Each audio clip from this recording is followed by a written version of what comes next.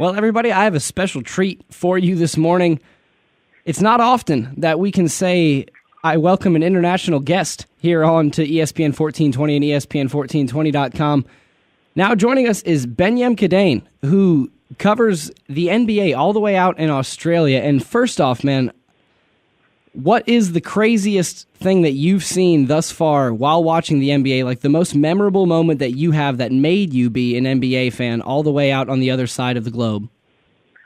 I guess, originally, seeing in the 90s, there wasn't a whole lot of Australian players out there. So, seeing a few guys go over there, especially I think probably Luke Longley playing with Michael Jordan's Bulls was probably one of the earliest signs of basketball in America from an Australian perspective. So that was probably what first sort of got me interested. And then, there's been a steady stream of Aussie basketball since then. So it's been a pretty fun ride.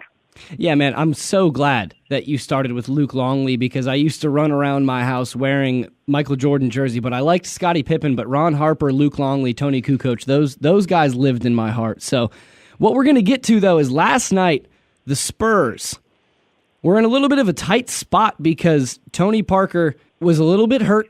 Manu Ginobili also left. He fouled out, but he also went to the locker room. Patty Mills ended up being the hero, and me and you ended up talking over Twitter because we bonded over Patty Mills.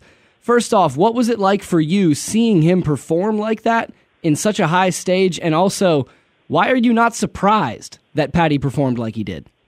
Well, I mean, first of all, it was unbelievable to watch him come into the game because we didn't know whether Corey Joseph was going to get a lot of those minutes. It didn't look as though Patty had sort of done enough through the regular season to cement that spot in the playoff rotation. But once he got in the game, there's no surprise with Patty because, whilst in the States and playing for the Spurs, he's, a seventh or eighth or ninth guy.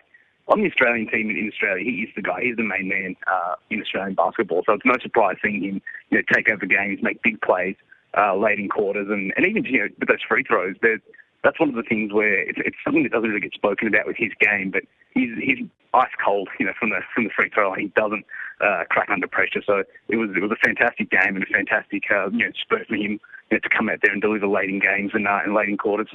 All right, and first off, I want to say I'm jealous because at the end of this game, it was past midnight where I was watching it. I'm in the wee hours. You're saying it's 4 p.m. and everything like that. So first off, I'm just jealous.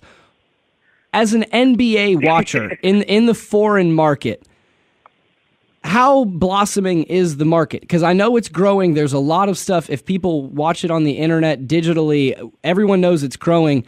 As an international basketball fan, as someone who covers the sport, kind of put it in perspective to people that are here in the States, how fast is this thing growing?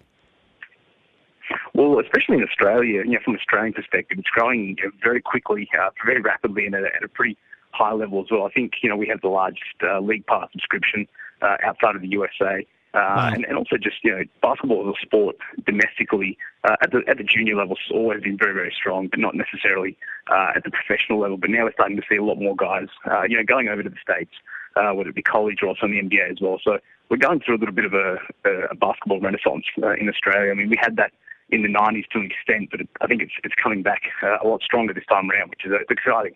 All right, I only got two more for you because I know that you're an important man. Time is demanded of you. Here's the first one. What do you predict in terms of this Spurs series? Because I watched the same game you watched. I saw a team awake. What do you see happening in this series? Well, I think either way, this one is going to go down to 7 games. It's going to be close, I think, throughout the remaining games. It'll be interesting now going back to San Antonio to see whether they can get that momentum and ride through from this victory in Game 2. But I still think the Clippers have what it takes in terms of getting to a 7-game series. But if it gets to that point, I think the San Antonio Spurs have been there too many times. And as far as when you get to that level of a 7-game series, you start to look at the coaches in those situations. And I have to go with Pop every time in those tight sort of playoff circumstances. I cannot disagree with any of what you just said. I'm a Greg Popovich fan, just to be honest. All right, and the last one to wrap up, because Benyam, I can't lie, this has been a very enjoyable little segment for me. You're all about Australian basketball. I am just now learning about it. I imagine our listeners have no idea about anything Australian basketball related. Give us a name that will start to emerge whenever draft time comes around. Not maybe next year, but over the next few years. Just give us a name for people to salivate over. Well, we've obviously got Ben Simmons and Thonmaker that are pretty high on the radar at the moment. There's some other guys coming through. Ben Simmons, just to cut in real quick, man. I have to be honest. Ben Simmons, I'm a LSU graduate, and he is a commit to the LSU Tigers, so I cannot be more ecstatic about Ben Simmons. So please continue. I just wanted to interject. Oh, absolutely. LSU's got a real gem in Ben Simmons. His development, especially just over the last 12 months, has been pretty outrageous. So I'm really looking forward to him going into the collegiate system next year. I think he'll definitely only be there for 1 year, but it'll be a pretty enjoyable year for LSU. All right, man. Well, Benyam, I can't thank you enough for your time. If anyone wants to follow you on Twitter, go ahead and hit them with your handle real quick.